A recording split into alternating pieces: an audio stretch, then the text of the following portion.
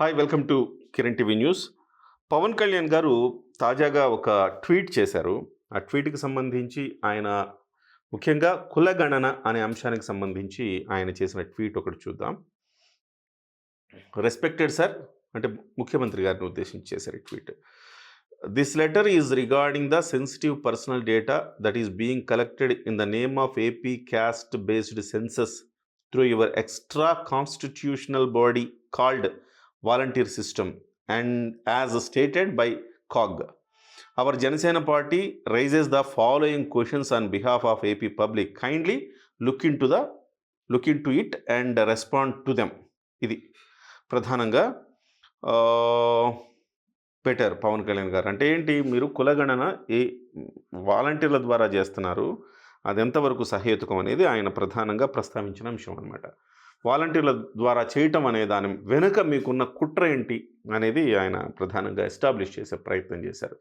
కొన్ని క్వశ్చన్లు ఉన్నాయి మాకు, ఆ క్వశ్చన్లకి మీరు ఆన్సర్ ఇవ్వండి అని చెప్పేసి పవన్ కళ్యాణ్ గారు చెప్పారు. ఆ క్వశ్చన్లు ఏంటి ఒకసారి చూద్దాం. ఎన్నికల వేళ అంటే జనవరి 26, 2024 ఈ లేఖ వచ్చింది. ఎన్నికల వేళ కులగణన ఎందుకు? గౌరవనీయులైన ఆంధ్రప్రదేశ్ రాష్ట్ర ముఖ్యమంత్రి శ్రీ జగన్ రెడ్డి గారు సమాధానం చెప్పాలి. ఈ కులగణన ఉద్దేశం మీకు ఎన్నికల ముందే ఎందుకు వచ్చింది? 5 ఏళ్ళు 4.5 ఏళ్ళు వెలగబెట్టారు కదా, ఎన్నికల ముందు ఈ ప్రయత్నం ఎందుకు చేస్తున్నారు? ఈ ప్రక్రియ కారణాలు వివరిస్తూ మీరు ఎందుకు ఏ విధమైన ప్రభుత్వపరమైన గెజెట్ నోటిఫికేషన్ విడుదల చేయలేదు? ఇది రాజ్యాంగం మా అందరికీ ఆర్టికల్ 21 ప్రకారం చెప్పిన వ్యక్తిగత గోప్యత, భద్రత, స్వేచ్ఛ హరించడం కాదా? కులగణన మీ ఉద్దేశం అయితే మరి మీకు ఉపకులం, ఆదాయం, భూమి యాజమాన్య వివరాలు, కోళ్ళు, మేకలు, ఆవులు, గేదెలు ఇవన్నీ ఎందుకు? బీహార్ ప్రభుత్వం చేసిన కులగణన సుప్రీంకోర్టులో ఉన్న నేపథ్యంలో గౌరవ సుప్రీంకోర్టు తన తీర్పుని ప్రకటించకముందే మీరు మీ స్వీయ ప్రయోజనాలకు ఎందుకు ప్రజాధనాన్ని వృధా చేస్తున్నారు? జనగణన ఒక సంక్లిష్టమైన ప్రక్రియ. ఇది ఎంతోమంది నిపుణులతో చేయవలసిన ప్రక్రియ.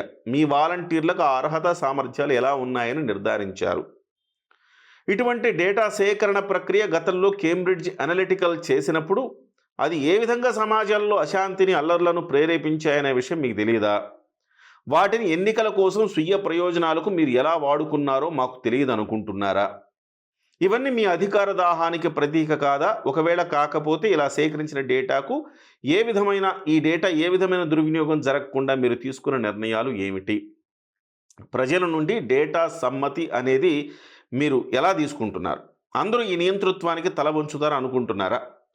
ప్రభుత్వ వనరులను, ప్రభుత్వ యంత్రాంగాన్ని స్వీయ ప్రయోజనాలకు వాడుకోవటం దేశ రాజ్యాంగానికి, ప్రజాస్వామ్యానికి తూట్లు పొడవటం కాదా? వాలంటీర్ల ద్వారా వైసీపీ ప్రభుత్వం సేకరిస్తున్న కుల గణన ఇతర వివరాలను ఏ కంపెనీలో భద్రపరుస్తారనే అంశంపై శ్వేతపత్రం విడుదల చేయాలి.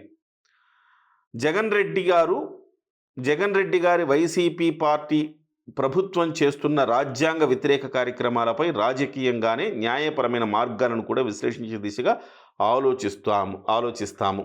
ఇది 12 అంశాలతో కూడిన ఒక లేఖను పవన్ కళ్యాణ్ గారు విడుదల చేశారు. అంటే కులగణన ఎందుకు చేయాల్సి వస్తుంది అనేది ఆయన ప్రధానంగా 4.5 ఏళ్ళు మిన్నకుండిపోయి ఇప్పుడు కులగణన చేసేస్తాము, ఏదో ఉద్ధరిస్తామని మీరు ఎందుకు చెప్తున్నారు?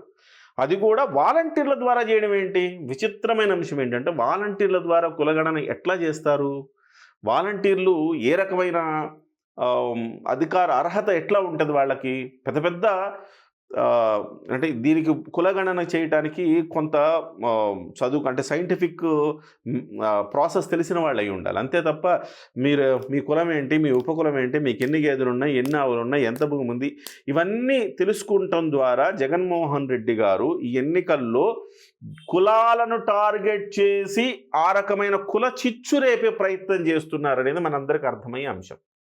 కుల చిచ్చు రేపడం అంటే ఇప్పుడు అనుకుంటున్నాం కదా, ఈ కులం ఇంత శాతం ఉంది, ఈ కులం ఇంత శాతం ఉంది అని అనుకుంటున్నాం కదా.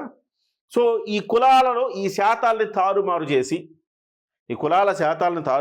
గతంలో కేసీఆర్ కూడా అలాంటి ప్రయత్నం చేశారు. అందుకే ప్రజలు తగిన బుద్ధి చెప్పారు. ఈ కులాలను తారుమారు చేసి ఎవరికి ఏమున్నాయి, గేదెలు ఉన్నాయా, ఆవులు ఉన్నాయా, ఏంది కథ, ఇవన్నీ కనుక్కొని దానికి అనుగుణంగా వాళ్ళకి డబ్బు పంపిణీ కావచ్చు, ఆ కులానికి సంబంధించిన అంశాలు కావచ్చు ప్రస్తావించి ఎన్నికల్లో లబ్ధి పొందే ఒక ప్రయత్నం జగన్మోహన్ రెడ్డి గారు చేస్తున్నారు. కులగణన చేయొచ్చు, కులగణన చెయ్యాలి అనేది దేశవ్యాప్తంగా ఉన్న డిమాండ్. కానీ ఎలా చేయాలి? దానికి ఒక సైంటిఫిక్ ప్రాసెస్ ఉండాలి కదా అనేది పవన్ కళ్యాణ్ గారు అడుగుతున్నారు. సైంటిఫిక్ ప్రాసెస్ ఉండాలి. ఆ ప్రాసెస్‌తో చేసిన డేటా భద్రపరచాలి. భద్రపరిచిన డేటా సామాజిక రుగ్మతలని రూపుమాపేలా ఉండాలి. ఆ డేటా తోటి వాళ్ళ జీవన ప్రమాణాలు పెంచాలి. ఈ దిశగా ఈ కులగణన మనకు ఉపయోగపడిందనుకోండి, దేశం మొత్తం సుభిక్షంగా ఉంటుంది. అలా కాకుండా రాజకీయ ప్రయోజనాల కోసం, సొంత ప్రయోజనాల కోసం వాడారా, ఒక అశాంతిని రగులుస్తుందని కేంబ్రిడ్జ్ అనలిటికల్‌లో చెప్పారని చెప్తున్నారు. మొత్తం మీద అప్రమత్తంగా ఉండాలి జనమంతా కూడా. ఈ కులగణనకు సహకరించాల్సిన అవసరం కూడా లేదు.